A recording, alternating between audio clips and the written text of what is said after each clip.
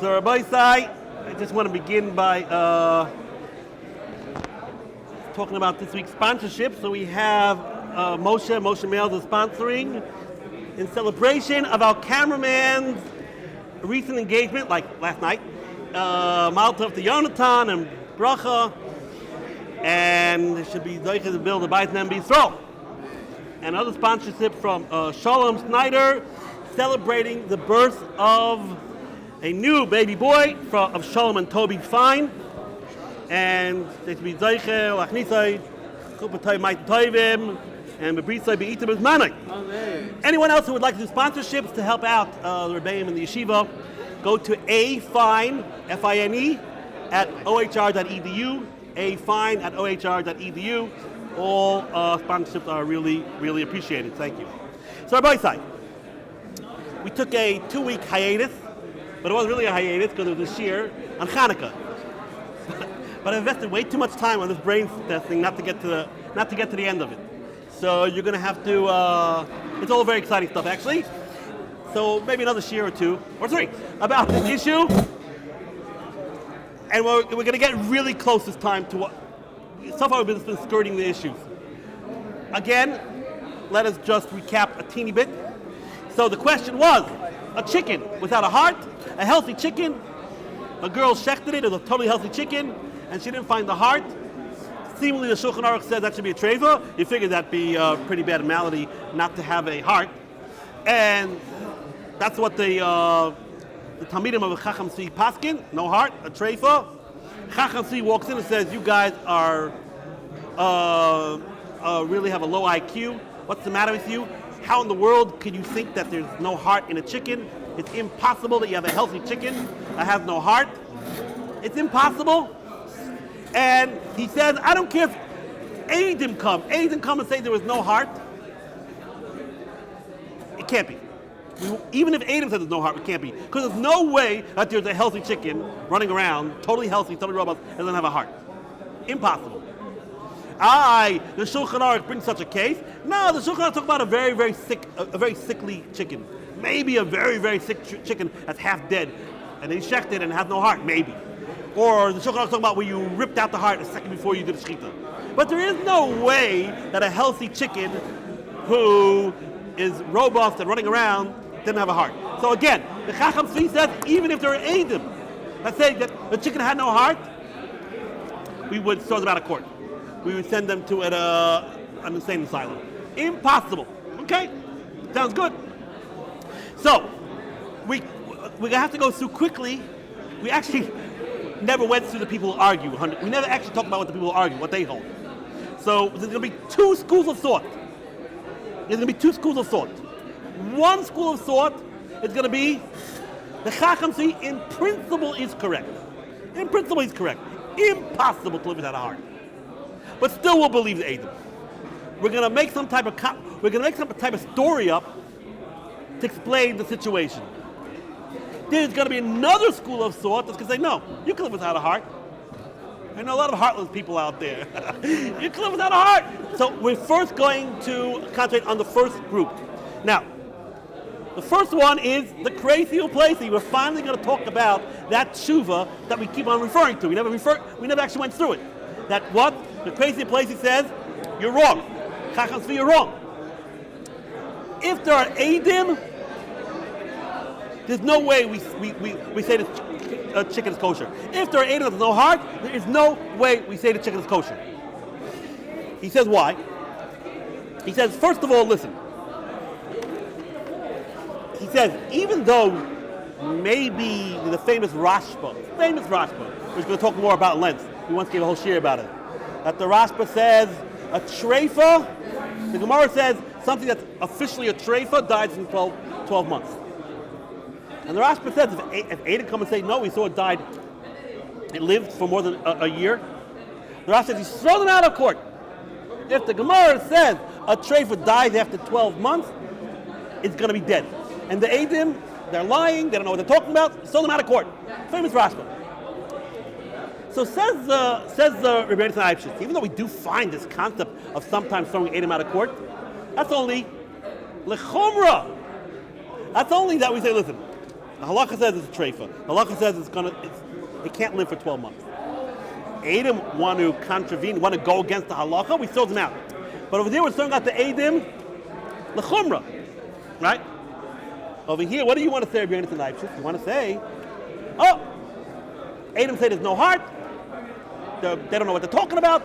A healthy chicken, it must be at heart. We throw them out. You want to throw them out, li kula. You want to say, we don't believe the Eidim and eat the chicken. So we never see such a concept. We saw it in Eidim when it's lakula for leniency. And he says, moreover, Rabbi Yonasan, there's no Gemara like you're saying. They're also talking about where the Gemara, open Gemara, a treifa lives for 12 months. That's it. That's a Gemara. Right? Maybe a year ago we went through a whole chazanish about this. But be it as may, that's what the Gemara says. Okay, so the Eidim can't go against the Gemara. Your Rabbi Yonasan should have decided, based on common sense, and maybe based on Zohar, that it's impossible that a chicken without a heart.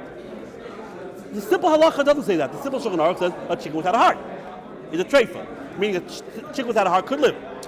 You, Rabbi Yonasan, have decided it's an impossibility, and so he says, you're going to throw out Eidim just because of your surmising, because you surmised, because your conjecture, because you decided. Again, the Rashi is talking about we throw out Eidim, and it's for stringency, and because they're going against the Gemara. Here, you, Rabbi Yonasan, just want to say, throw out the Eidim for leniency, and there's no open literature about this. There's no open literature that a chicken can't live without a heart. You're just surmising that can't be. On the contrary, the literature in Europe, and what do you do, Rabbi Yonasan, saying? Yeah, the literature is talking about a specific case, where it's half dead anyway, where you rip the heart out right away. He says you're taking too many leniencies. You can't do that. So now, he says, and by the way, I'll tell you what probably happened. What really happened probably? He says if you want to work it out, we'll probably have more like this. Sometimes the heart actually is functioning in a different organ. Meaning the Eidim opened it up. There was no heart. But you know what? The heart sort of got displaced. It's in the knees. It's in the toes. It got somewhere else. Meaning, you're right. There must be a heart. The Eidim didn't find it. It doesn't mean that there's not a certain organ that's functioning like a heart. It's just that it's not in the right place. And then he says sometimes maybe there's an organ like the lung or the liver that's having double function. It's functioning, has a liver and has a heart. Meaning he says in principle, you're right. You're probably right. You can't live without a heart. But just because the Eidim open up and don't see the heart there, it doesn't mean that there's not some natural way to explain it. Either the heart got the exterior of the heart changed a little bit, and it got moved to another area of the body, or a organ like a liver or the kidney has a double function. Okay, so that's probably what happened. So don't say that it's impossible to live without a heart, and therefore the Eidim must be lying and throws it out. No, the Eidim were right. There was no heart. They didn't see the normal heart. But there is some way that we can answer up that there's something else taking the role of the heart. And then he says, I decided I'm going to ask the professors in the college. I went to Marenu Harav Henech Haley to go to ask a responsi, I guess it means responsa, to the Rofim in a Haley. And I asked them these questions about, can you live without a heart? And could it be that another organ is taking over the role of the heart? Or maybe the heart got so displaced it's somewhere in a whole total different part of the body. So they answered back. Can you believe this? They answered back a whole long letter. And the first thing it says, we don't know why you're asking these crazy questions. That's the thing. We don't know why you're asking these wacky questions. But since we are from the college and we have an obligation to respond, we will respond. And this is the guy responding to the question. They say, first of all, it's impossible to live without a heart. Impossible. And then it goes through all different types of things. The heart could be sick. It could look like, the heart could look like a sheretz hanikra palapus. You know what a palapus is? Right. That's what it says there. And the heart could have lesions on it. You can have all different problems with the heart. And you can live. But there has to be a heart. There's no such thing as not having a heart. That's impossible. Right? Wait. So, and he just says, once the heart starts beating, if there's no heart beating, you're dead, no matter what. That's a given. Then they said, so that was the answer to the first question. The second question that you asked, is it possible that you open up a chicken and there's no heart there because maybe the heart is somewhere else in the body, maybe in the shoulders or in the knees, or maybe the lung is playing a double role? He says, the doctor said, yes, it is a possibility. It is a possibility that the heart has been totally misplaced. It's in the wrong area of the body. And they say there is a possibility that an organ will have a double role. They said it'll be a little bit enlarged, obviously, if it's a double role. But it's a possibility, and they've seen such things.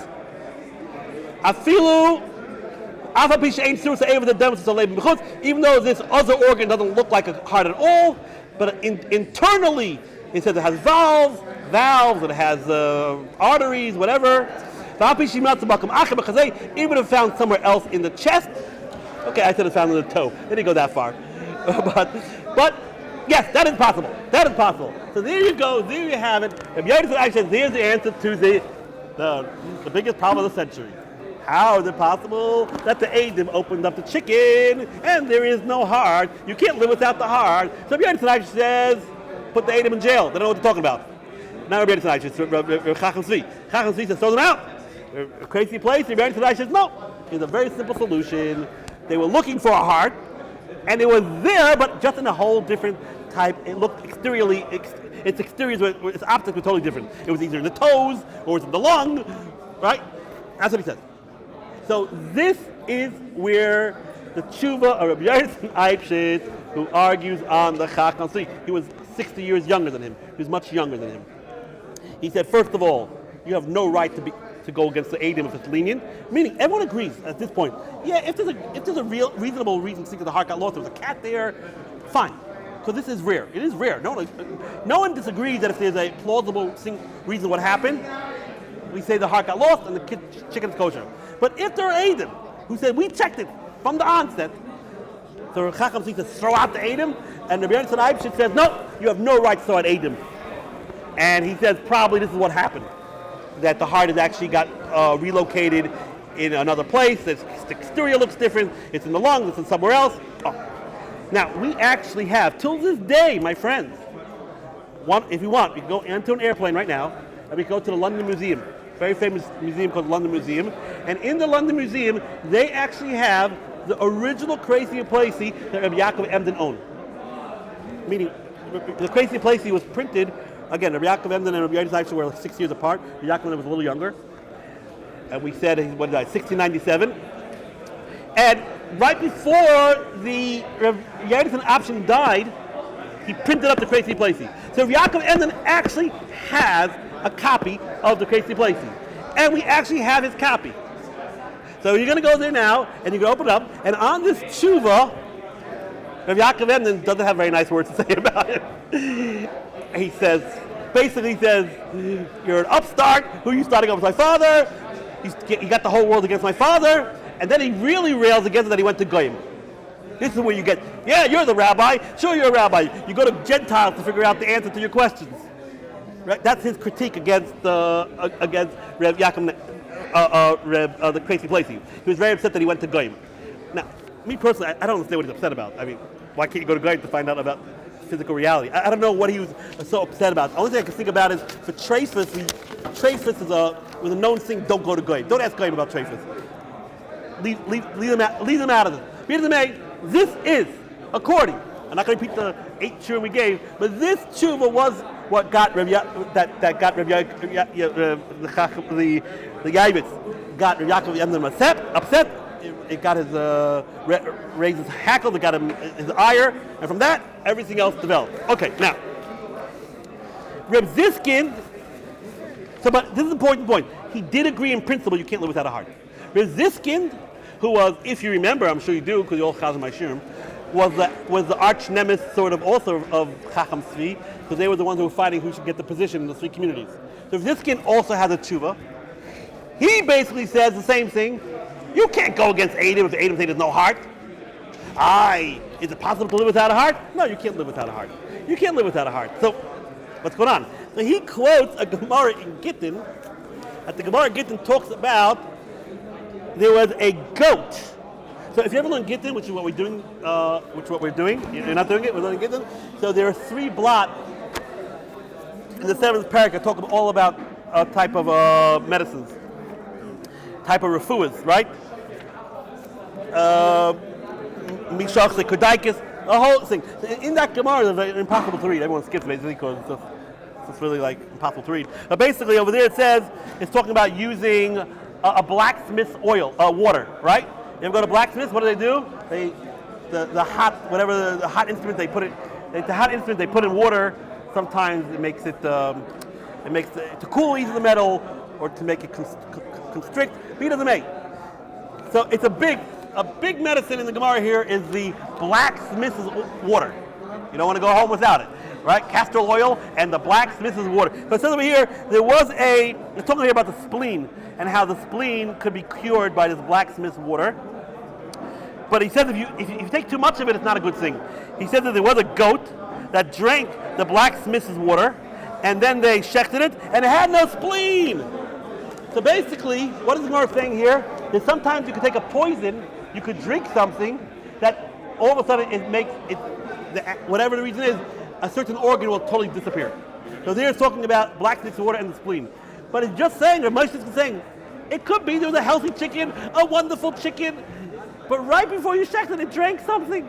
It drank a beer that was a little bit tainted. It drank something, the chicken, and that's why the heart totally deteriorated. It drank some acid. So, what? You don't need?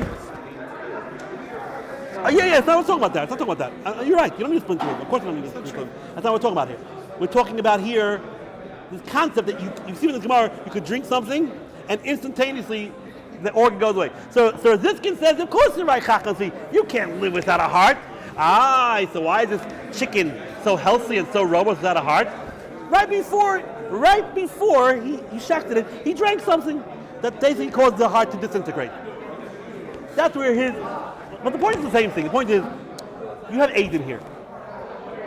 Unless it says openly, somewhere openly in the holy books that a chicken can't have a heart, you can't start making up your own halachas here. So the crazy place, he has his answer how to work it out. The Moshe Diskin has his answer how to work it out to explain. Then there's of course the Pana Me'ires, who basically says the same thing, more or less like the crazy Placey, that it could be that the heart externally deteriorates to look like something totally foreign, but inside it's still working. So it is a treifa, but when the Eidim open it up, they won't recognize that it's the heart. Externally, it totally looks like something totally different, but internally, it's still working enough for a couple of days that the chicken will still look healthy when you check it. So basically, it's all the same answer. You can't live without a heart. The crazy place, he says, another organ took over the heart's function, or the heart got dislocated somewhere else. The Moshe Diskin says you can't live without a heart. So why you opened up? There's no heart. The second night before it drank some poison, and therefore the heart deteriorated, and that's why it died a second. The heart got destroyed a minute before. Something to that effect. The Panamira says no. The heart internally can still be working, but externally it gets totally messed up. And basically the Adam opened up, and therefore they wouldn't notice it. Especially talking about a chicken. You're talking about a chicken. Everything there is very little, right? Okay, so that's basically what it is. The Chacham Tzvi says all you guys are crazy. basically writes, says, you guys are crazy. You're making up all these cockamamie stories, the heart's in the toe, the heart's in the lung, the guy drank poison and the heart deteriorated, the heart externally changed. He goes, you guys are crazy. I'm telling you, a healthy chicken, a beautiful healthy chicken, if you open up and there ain't no heart, that means they ate him or nuts. They ate him or nuts. It can't be. Impossible. Okay? Here's what it is. So, but the point is, I want to get something very clear here. Even the crazy Placians, the Panamiris, who say the heart is somewhere else, or the heart deteriorated externally, they agree it's a treifa. They agree the chicken is not kosher. They just say it could be alive. That's the issue. What's the issue here? I open up a chicken, no heart. Wow, that's a treifa. No. Rabbi Yerdison Eibshin says, the Chacham Tzvi says, there must be a heart. You lost it. There must be a heart. Meaning it's kosher, yosher, 1,000%. You can eat it. It's not a treifa. It's not. There's a heart. They lost it. They became blind. Nothing happened. There must be a heart. We don't care what the Adam thinks. The other rabbis say no. There is a replacement for the heart, and therefore it's alive, but it is a treifa. You can't eat it because the crazy place, like the heart's in the wrong place. That ain't good. It can still be alive, but that's a treifa being in the wrong place. And Rav Ziskin will also say you drink poison, so by the time you checked it, the heart was totally gone.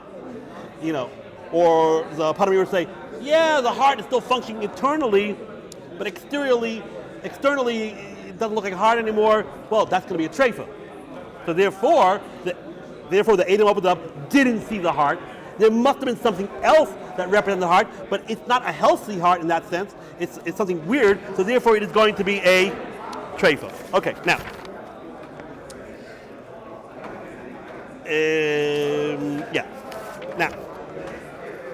Now, so basically, we just said here that these rabbis agree you can't live without a heart. Oh, but there's another whole school of thought, and that's where we want to get today. We have here, we mentioned him the last year, Rabbi Oppenheim. Rabbi Oppenheim, Nishal David, has a whole different take. And he says, I don't know what you're talking about. You can live without a heart. You can live without a heart. I mean, not like other rabbis who are trying to explain that the heart is somewhere else. No, you can live without a heart. And he brings a lot of rabbinical proof. He brings I can't go through them now, it'll take long. He brings rabbinical proof, the Rash, but he says you can live without a heart. No problem. He says, I know this sounds a little strange, and I know Chacham Tzvi, you think it's impossible. I personally think it's impossible too, right? I'm sure the doctor would say it's impossible. But you know what? I want to tell you a story. There was another rabbi who was so sure about himself, and he was proven wrong. So just because you're so sure you can't live without a heart, take it easy. Don't be so sure of yourself. He invokes the Gemara here. Plimo, which was I guess a Tana, asked Rabbi, Gemara Menachos, someone who has two heads, where do you put the tefillin? That was a question that Plimo asked Rabbi. Seems like an innocuous question. Sounds like a good conversation opener, right? Rabbi went crazy. He said, Plimo, you got two choices. You could be you could go to Gullus, you could go exile yourself, or you could be excommunicated. Those are your choices. You're going to get a severe punishment for wasting my time. Okay, so Plimo's like, oh Lord, I didn't realize it's going to be you're going to get so upset about this. All of a sudden, at that minute, when Rebbe is ranting and raving against Plimo, in walks the man and says, I get a mazel tov. I have a child with two heads. And I want to know, when I give to the Pidyon Ben, that I got to give double the amount. That's the Gemara.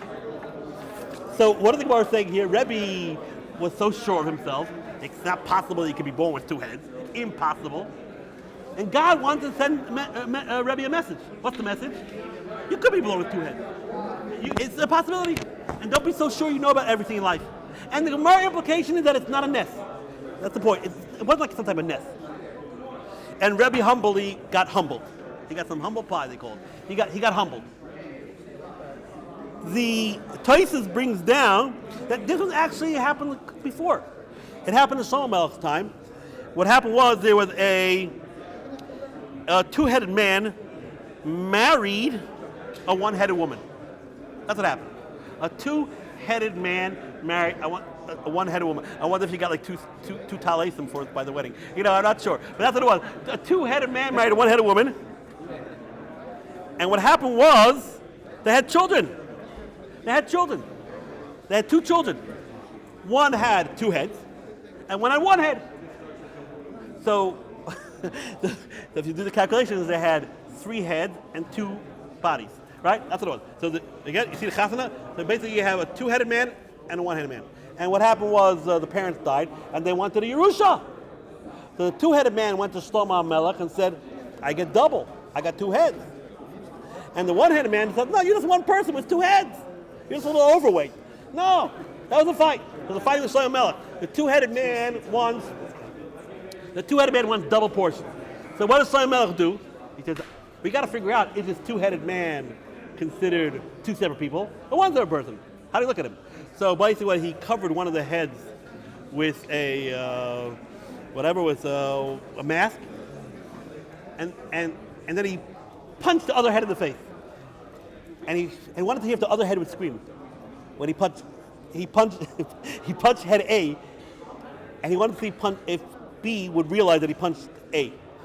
And he put his hand, and he heard B scream, ow! He said, aha! You see, when I punch A's head, B head screams too. You see, you're one person.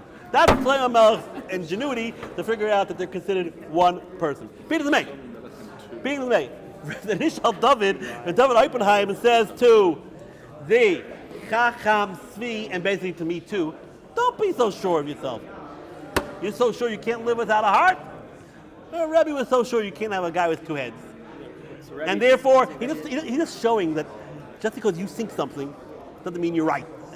Don't think because you're so sure of yourself that you must be right. Rabbi was sure of himself, and he was embarrassed, proven wrong. And so, Chacham Tzvi, take it easy. Don't tell me that you can't live without a heart. This is, again, he brings rabbinical literature to prove part of this, but he just brings this interesting story to prove his point that don't be so presumptuous, don't be so sure of yourself. How did Rabbi not know the story of Shlomo? Is it Akasha Ma'isa? I know because I see it in Tosfos. So I guess Rabbi lived before Tosfos, so he didn't have Tosfos to refer to. It's a medrash, yes, it's a medrash. Here's the mate. So we got the two-headed guy. Now, if you go to the tshuva of the Nishal David, you see almost that he's paralleling that tshuva we brought from Rav Tali Cohen, because he brings down there. He says, first of all, he brings proofs that you can live without a heart. He brings some rashbas that applies that you can live without a heart. And then he says, and you should know, David Obanai was a gadol dor. He was like the gadol dor, like the top five of that generation. He says, I have been a dying for decades. I've been dying, and never did it come to me the story of a chick without a heart. Never. And then all of a sudden, this Chacham Tzvi got involved in this story, and I thought he was wrong. And all of a sudden, that year that this whole story broke out, and I started looking into it, 3 times the shaila came in front of me of a chick without a heart. So he felt that it was like a nest that God was trying to show the initial David, the Shain Tov of David Oppenheim. No, it's prevalent. It happens. You understand? David Oppenheim said there was a sign from heaven. If for the last decade, this shaila never came in front of me, and all of a sudden it happens once, twice, 3 times in a couple months, God is sending me a message that what? It happens. There are chickens without hearts. There's such a thing that happens. It's such a thing that happens, right? And then he said the same thing. He had a huge library. He happened to be that he was rummaging through some old book, and he found an old manuscript that talks exactly about this, and says you can have a chick without a heart. You feel that if you remember a couple of shurim ago, we said of Tali Cohen, Rabbi Tali Katz, he also had these like mystical stories. Remember that he said that these 2 guys came to visit him, and he never used to talk to them, and all of a sudden he asked them the question about the heart chick without a heart, and they all of a sudden pulled out a Shulchan Aruch out of nowhere that the Maral talked about it. So Naftali Katz had his miraculous stories to prove his point. So it sounds like a David Oppenheim says, I got miracles happening to me too, to prove my point. You know, you found an old manuscript, I found an old manuscript. You had a story that all of a sudden these rabbis came to visit you after many, many years. Well, I have my stories too, that all of a sudden chickens out of hearts started flying out of nowhere. Right? Chickens out of hearts started showing up over nowhere. But be the make.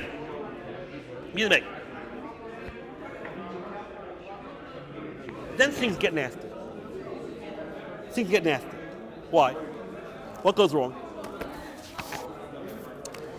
One of the big arguments that they had, they're writing back and forth. The Chachamim and Nishal David are writing back and forth. One of the big arguments that they had was about these Zohars. The Zohar does say, basically, the language implies you can't live without a heart. That's basically the Zohar. You can't be making without a heart.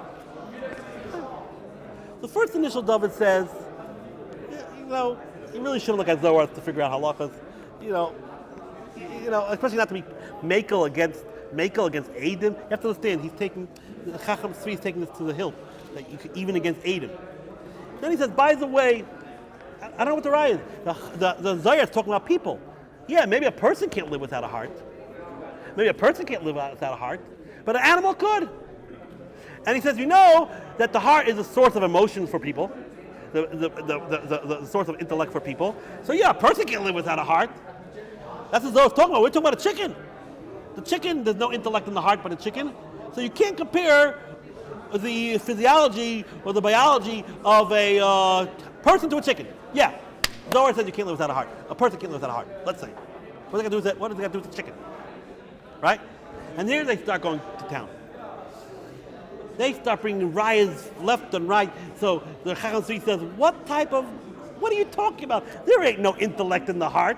There ain't nothing in the heart. What are you saying, Nishal David? Oh, there's some emotions. There's something intellectual of the heart. There's some type of emotions or intellect in the heart. What are you talking about? There's nothing in the heart.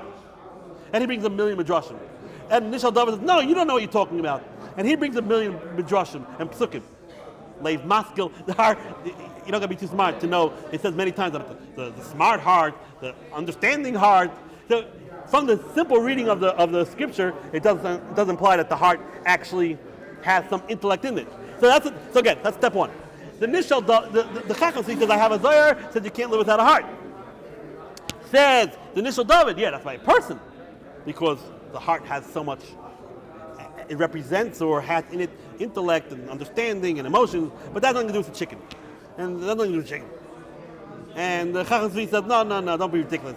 Chicken, people, all the same. The heart doesn't have any intellect in it, per se. That's step one. Then the Nishal David says, this really gets nasty. He says, you don't have to read the Zohar so literally. Even though the Zohar says that you can't live, you can't make it. The Lashon is, you can't lo yachal making ba'alma. Doesn't mean that you can't live for 1 second. Maybe the Zohar just means that without a heart you won't live for a long time. Maybe it just means you won't live for a long time, or you won't have a productive life.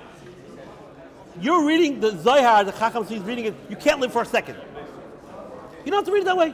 And he brings a proof from Yeshua. What was the famous story with Yeshua?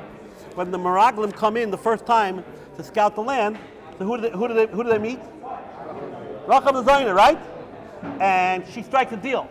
She says, basically, we know it's over with. It's over with. So do me a favor. I'm going to protect you. We're going to put, what color string?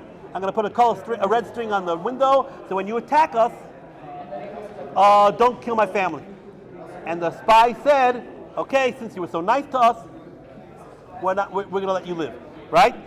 So what does it say over there?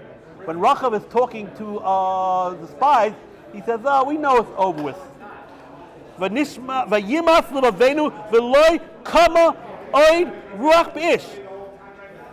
We're all dreadfully scared. V'loy kama oid ruach b'ish, and we have no life in us. So what does that mean? We have no life in us over here in Yeshua. It means they're dead. They're not dead. It means they're not functioning too well because out of fear. So just like over here, the word kama doesn't mean dead. It just means not going to live for too long or in a state of dread. That's what the Zohar means too. When the Zohar says that you can't come without a heart, he uses the same word. Lo yachol make him doesn't mean dead right then and there. It means you're in bad shape. You're going to die very quickly, or it's not, you're in a bad state. Oh, then he brings also the Nishal Dava brings from the story in Shmuel by Novel, right? We know the story. You know who's Novel? Well, not City. Novel is David's cousin, right? So I'm not going to read the whole entire story, but basically Novel was not a nice guy. Novel basically didn't want to pay protection money to David. That's really but David was actually really protecting him, not like mafia protection money. We were protecting from themselves. And basically Novel disrespected David. This is after he was quasi-king because he already killed Goliath. And basically the pasuk says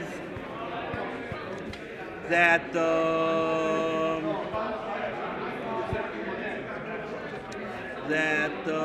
Novel acted very audaciously,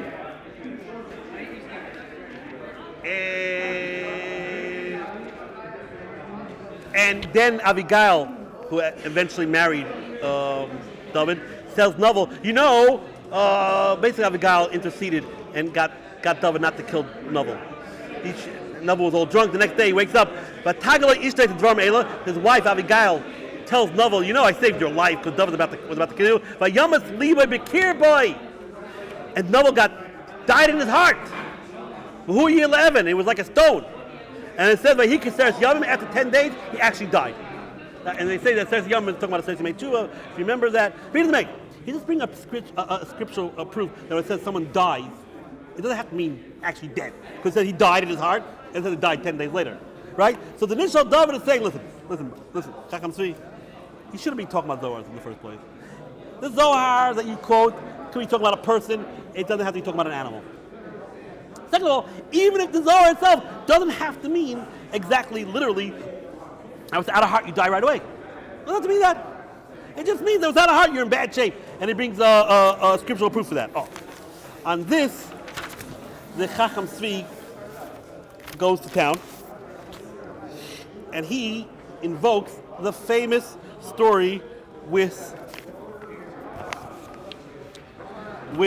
the Rashba. The Rashba. The famous story with the Rashba. There were two main controversies or big fights in the Rashba's life. One of them was, and it's funny, one of them was against the Mekubalim, Abulafia, who was a practical Kabbalist, and he felt he was a Navi. So he fought against him. Big fights about him. Another fight was against the French rabbis, who were big philosophers. And the Rashba was against extremes on both sides. He wasn't against Kabbalah, obviously, but he was against Abulafia. And he was against all the philosophers in France. And the guy named Abba Meri got the Rashba involved. And there's 3 famous chayrims that he put out. Basically, that you can't learn philosophy until 25 years old. And in the chayrim is beautiful language, unbelievable language. Right? The Rashba lived 1235 to 1310, and he actually had a job, hard to believe. He actually was a banker. I doubt he was a teller, but he actually was a banker. He was a very rich man. It's pretty amazing. The Rashba is like probably second or third with the most tshuvas we have. He has over 3,000 tshuvas. Anyway, be it as it may. So in this chayrim, he writes like this. A beautiful language here about how the philosophers make fun of the rabbi. He's talking about the Jewish philosophers are making fun of the chachamim, and they say that Avram and Sarah, everything that happened from Bereshit until Matan Torah, didn't happen. All the stories, Avram and Sarah, Yaakov, the 10 tribes, the fight of the 4 kings against the 5 kings, the story of Lot, Never happened. The Jewish philosophers, the extreme ones, said it never happened. They say the whole entire Bible, at least the story parts, are just allegory. Avram represents the Surah. Sarah represents the Chomer. Sarah being the Avram representing the Surah meaning the soul, and Sarah represents the body. What Surah means what gives the form. Chomer means the amorphous type of material, right? The philosopher thing. Right, the philosophers. That's what he's writing this in the Cherem, right? In the Cherem. And they say, the philosophers, that the 12 sons of Yaakov, they never exist. I don't know where we came from them. They represent the 12 constellations. And the 4 kings fighting the 5 kings, the 4 kings are really represent the 4 fundamental elemental elements, right? Fire, water, dirt, and wind. And the 5 kings represent the 5 senses. And the Or Tumim, that was just some type of fancy astrolabe, right? You know what the astrolabe is? And tefillin, you don't really got to put it on. You don't got to put it on. It just means to, when I talk about tefillin, it just means to think about good things in your head and not use your arms the wrong way. And then he said, and there's some who go even worse. Moshe, he made up the whole entire story with the Torah. He was just a very big magician, and he was able to do magic tricks and get people to believe that the Torah was given hard to see. It sounds like a reform already. And the Samach and the Luchas, according to here, the Samach on the Luchas, it looked like it was sitting. It was, remember in the Luchas there was a Samach that was miraculously standing. No, they had super glue over there. You don't realize what's going on here. And Amalek didn't exist. It's the Yetzer Hara. Ishtay of light didn't exist. It's just a Chomer. On and on and on. On and on and on in this thing. It seems like this. It seems that there were Jewish philosophers, in the French Jewish philosophers that went over the rail. It's not like they're reforming. Right, it does sound a lot like they're reforming. So because of that, in the Cherem says, he made a Cherem that no one, it seems that it was a fringe type of group. But everyone in France at that time was learning philosophy, Aristotle and all that stuff. Everyone was learning it. But it seems this stuff is like out of Plato also. Plato, Aristotle, how the whole entire Torah is really allegory and everything is just mashal. So he said a blanket cherem, no one over 25 years old. It's not so old. The 25 years old shouldn't read for philosophy, right? Because of this fringe. He names the people. Abba Mari was a good guy. Abba Mari is the one who's dealing with the Rashba and getting him involved in the whole situation. Because even in Spain, things were good. It was in France. Anyway, a whole ruckus. The rabbis got a separate Rashba, mind your own business, we'll deal with our problems, don't tell us when we should learn philosophy. A whole big fight. Much bigger fight than the Abu Lafia's issue. They didn't agree with the Rashba? They didn't agree with Rashba. They said mind your own. No, they agreed in principle that these fringe group are derailed. That they did agree, but they didn't feel that Rashi should tell the whole community what to do. It wasn't his community. It was the France community. They shouldn't get involved and tell everyone else what to do. But basically, you hear this? So this is pretty crazy stuff from this fringe group. So the Chacham Tzvi says, you Nishal David, you're not learning the Zohar literally, and you're saying that the word life doesn't mean to live. It means just doesn't mean life and death. It just means not to live for a long time. You're just like these bad guys in the Rashba. Now, if you read the Nishal David, he's a very nice guy. It seems like the Chacham Tzvi is a firebrand. I think the Nishal David is a very nice guy. It doesn't seem from there. I'm sure everyone's a nice guy. He goes to town and he says, I'm usually a nice guy. But for you to invoke this Rashba because of this nuance, we're fighting about a nuance here, a nuance. What does the Zohar mean when it says you can't live without a heart? Doesn't mean you can't live, you die instantaneously, or does it mean, you'll die pretty soon, you won't be healthy, something like that. For you, Chacham Tzvi, to say, invoke this cherem about people who don't take things literally, he says he's taking a personal offense. And he's right. I mean, come on. They're arguing about what the word kayim means. Does it mean dead right away or dead a couple days later? And he's invoking that people say that Avram Masar didn't exist. That's not taking the Bible literally. That's really not being, that's totally corrupting the Bible. So he got very, very insulted. I presume the Chacham Tzvi just meant, you know what, once you start taking some liberties, who knows what you end up to. Who knows? You'll say light didn't exist. It's a crazy thing with it right here. Light didn't exist. No one existed. They all... The argument. So wait, so we got here. Where are we holding? That's very interesting. Beat of the May. Beat of the May. Now we are fine. Where are we holding? Okay, we're good. We're good. Here. Oh, now. We're almost at the punchline. We're almost there. So let's fighting back and forth. Let's get it straight. Let's get our thing. Again, Chacham Tzvi says you can't live without a heart. The other rabbis, Crazy Placey, Chacham Tzvi, Crazy Placey, the Panamiris, agree in principle. Can't live without a heart. But we make up some story to figure out how the Edom says there's no heart. The initial David says you can live without a heart. And don't look at me that way, because if there's two-headed men, there can be a person without a heart too, right? Then they got involved in this very nitty-gritty thing about how to read the Zohar exactly, and he invokes the famous machlokes of the Rashba. Then they have another amazing machlokes, which we're not going to get into. The initial David says, you know what, Chacham Tzvi, let's say you're right. You're right. You're right. Let's say you're right. You cannot live without a heart. Impossible. Not possible. But let's say Edom said they checked thoroughly, they did everything they could, and they Edom say it must be a nest. Do we say that Edom, when they say something that can't be, do we throw them out of court? Or do we say no, maybe there was a nest? Meaning, let's say the Chacham Tzvi is right. Impossible. You can't live without a heart. But Edom comes and says there is no heart. Do you throw them out of court? Say no, there's a nest. So initial David says initial David says you're wrong. You could live without a heart. It's not so crazy. It's not so crazy. It's rare, but it's not so crazy. It's not a nest. Like you said, it happened a couple times, story happened. But even if you're right, Chacham Tzvi, you still shouldn't throw out the Edom. Maybe a nest happened. And then they go through pages of pages of going back and forth. What is the law? Edom say something, and the only way that they could be believed is that a nest happened. Do you throw them out of court or not? The initial David says you do not throw the Edom out of court. You say a nest happened. The Chacham Tzvi says you do throw them out of court. You don't say a nest happened. And the Chacham Tzvi marshals a bunch of Gemaras. The initial David knocks out his rights with his Gemaras. If you want to sit here for 4 or 5 days, it's fascinating. It's good. It's great stuff to go through these Gemaras and see. Basically, there are Gemaras that say we saw at Edom, and we don't rely on a nest. But the initial David says no. Those Gemaras are we have a plausible reason to explain why the Edom made a mistake. But if there is no plausible reason, then you don't throw it out. Okay, now Rabbi said.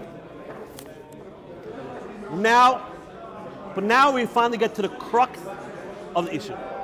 Now we're here. This is what we've been waiting for. Says the initial David, I have open literature that you can live without a heart. And read my lips. And the main source of life is the brain. Says the initial David, I have open literature that the main source of life is the brain. You don't need the heart. And that's really what we want to get to. It's really what we're going to get to. What is the main source of life? The heart or the brain? So, says the initial David, he quotes the Shari Shemayim. Who's the Shari Shemayim? The father of the Ralbag. Right? Rabag. Right? They refer to him in Rabbi Levi Bar Gershom,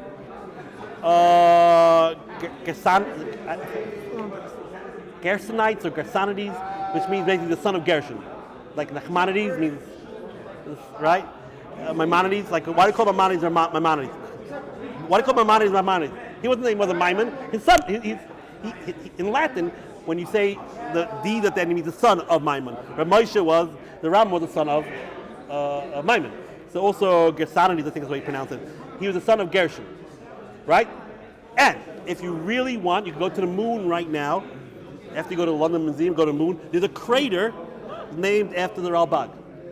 You go on the moon, there is a crater that, if you go to that crater, there's a big sign dedicated for the Ralbag, right? It's called Rabbi Levi's crater. There's also Zakuto. Also, Moshe Zakuto has a crater up there. They have craters on the moon, and they are officially, the NASA gave them names. No, Rambag. What's Ramachal? No, you said- Rambag. You said also the Ramachal had a... No, not Ramachal. Zakuto. Zakuto. Zakuto. He's the Moshe Zakuto. He was way before the Ramachal. So you can visit Rambag's crater up at the moon. Now, who the Rambag? Rambag is he was a very, very controversial rabbi. He lived exactly the same time as the Rashba, and we all know the Rambag. He was a friend. He was a friend. Oh, he's a friend. He was on the other side. He was He was the rabbi that was telling him. yeah, exactly. The Rambag was Rambag was a super duper genius. He wrote many books on mathematics, many books on astrology, many books on astronomy. He created a lot of like telescopes, types of ways to be able to measure the distance between planets. Like you go to high school, you learn sine, cosine, trigonometry. He's the guy who made that stuff up. A lot of the stuff he made up, and what happened was he wrote his books in Hebrew. So the world didn't appreciate him. But many years later, when they translated, they realized that he was way, way ahead of his time. His mathematics, and the world knew about him, but his mathematics and his understanding of astronomy was way ahead of his time. He basically proved Plato wrong. Remember the guy Kepler? He basically preceded, he basically preceded Kepler by hundreds of years, saying that the whole way that Plato thinks the stars are is totally wrong. Kitzer. But we don't care about that. What we care is that the Rambag was a major Jewish philosopher, and he opened up any mikvahs kedolos. It's great. Any mikvahs kedolos, you'll see the Rambag's pirush, right?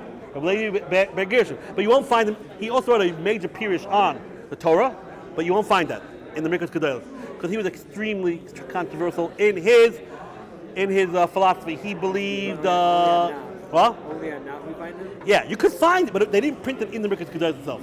You won't find it. Some mikvahs have in the back. Right. Why? Because he had some interesting ideas. Basically, all based on Aristotle. He believed that the world is kadmon, in a sense, that the world was always around. I know this sounds too Jewish, but you have to realize that the Rambam is the one who really gave us our ideas of these fundamental facts. Not open anywhere, not this way. So he was very big into. He didn't believe the world existed always, but he believed the primordial material called Tohu Vayu. He calls Tohu Vayu that original mass of material that God played with, like the Play-Doh. He calls Tohu Vayu. He said that was always around. He says he has all types of cheats. Oh, how could Yediyah and Bechira? How do we have free will if God knows what we're going to do? He says God don't know what we're going to do. He believes that God is not omniscient. He doesn't believe that God knows everything. He has all these different. I know all this sounds crazy, but we have to realize because of our yeshiva education, we accept certain things as fundamental Judaism. But a lot of people argued on what the fundamental Judaism was, and one of them was Rambag. Okay, so a lot of people put him in Cherem. A lot of people said he's a Gadol Hadar. The Gemara said that he wishes he'll have the chus to meet Rambag in Gan Eden. Right? A lot of people put him in the Christian. A lot of people put him in Cherem. But that is why you will not find the Rambag on Chumash, the mikvahs kedolos, but you will find him in the Tanakh. Whatever he had to say already, he said it in the Chumash. In the Tanakh, he's pretty tame. So whatever he had to say that was a little bit questionable, he already said it in the Chumash. So that's the Rambag. Why are we talking about the Rambag? Oh, because we want to talk about his father. We don't want to talk about the Rambag. We want to talk about his father. His father. What are we holding? Okay, we have to. So, how'd you know? How'd you know that? Oh my. Oh. I was like shocked. It's like some obscure book that you know that the father of Rambag wrote. So the father of Rambag, whose name is Gershon, not much we can figure out, wrote a book called Shar Shemayim, an encyclopedic book, like this big, like huge. It's about everything. Judaism, about metaphysics, about physics, metaphysics, about the natural world, the heavens. Everything is in this book, right? So the Nishal David quotes it, and he says that in the Shari Shemayim, And the Rambam, he says that whatever the Shari Shemayim, that the Shari Shemayim got everything from the Rambam, which is not so clear if that's right. Says the main source of movement is the brain, not the heart. And he brings the proof. Because there was a monkey that they ripped out his heart, and it was still walking around for 12 hours. And it's well known, it's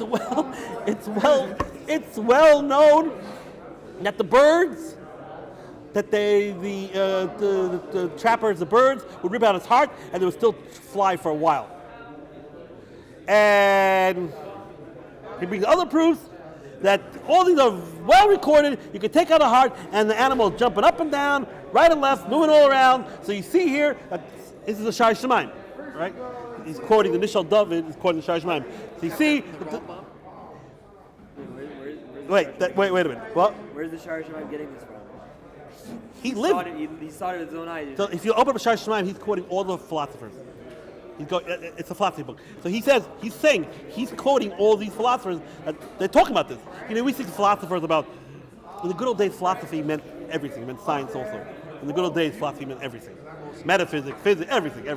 So in this encyclopedic work, he's talking about this question: what is the source of life, brain or heart? This question. And he quotes from these philosophers that they have anecdotal or empirical proof that you could move around without a heart. So there you go. You can live, there you go. And the Nishal David is quoting the Shari Shemayim. Okay? On this, first of all, the Chach. How is he defining that they're still alive? Is it moving? Yes. Oh, way ahead of the game.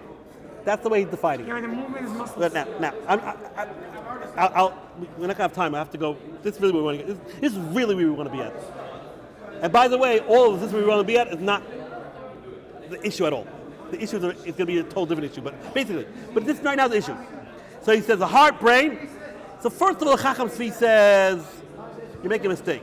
This that you said that the Shari Shemayim is quoting the Rambam. It is true that the metaphysical parts, the parts about how the celestial bodies work, right? You do know the Rambam has. They all believe in the Galgal, this type of spheres, right? But this part of this is incorrect that you're saying that these quoting from the Rambam here. This is incorrect. This part is not from the Rambam. And by the way, you, Shari Shemayim, that you, the Nishal David quoting Shari Shemayim, is going like Galen, maybe Galen. So Galen was a famous philosopher. I think it's Galen. Galen was a famous philosopher who lived 200 AD, meaning, and he gets himself a sherry, right? What is it, a sherry? We learned sherry doesn't mean a cherry. It means Shem Rishon Yirkov. So they weren't too happy with Mr. Galen over here. But basically, says the Chacham Tzvi that the Shari Shemayim was calling Galen. And yes, Galen does believe the source of life is in the brain. But the Rambam holds like who? Aristotle. No, not Pinocchio. Not Popeye. Aristotle. And Aristotle holds the source of life is in the heart. And also, by the way, Aristotle gets a sherry too. So he also gets a Shem Rishon Yirkov over here. Why do we care about the philosophy? Wait a minute. Why not? Why not? It's Shari Shemayim is quoting them already. But you're right. The Nishal David, I have to stop in the middle. Nishal David says, and by the way, I don't really care what the philosopher says. I have a Gemara in Yuma. It's a setup. It's flawed. I'm saying, not So again, let's do this. The Nishal David says, I found the Shari Shemayim. The Shari Shemayim says the main source of life is the brain. And to your question, he brings stories, empirical stories, that the bottom line is there was no heart, and the chicken was running around, and the monkey's running around, and everyone's running around. So it's not just who cares what the philosophers say. They're saying a story, and that's it. The heart is the brain is where it is. So says the Chacham Tzvi. I don't want to. He's quoting Galen, and we're like Aristotle, and Aristotle says the main thing is the heart.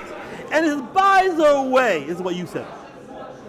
You're mixing up two things over here. I never said that without a heart you can't move. I just said you're not alive. You could be without a heart and you could be moving, but you're not alive. I mean, he's saying you're mixing up two things.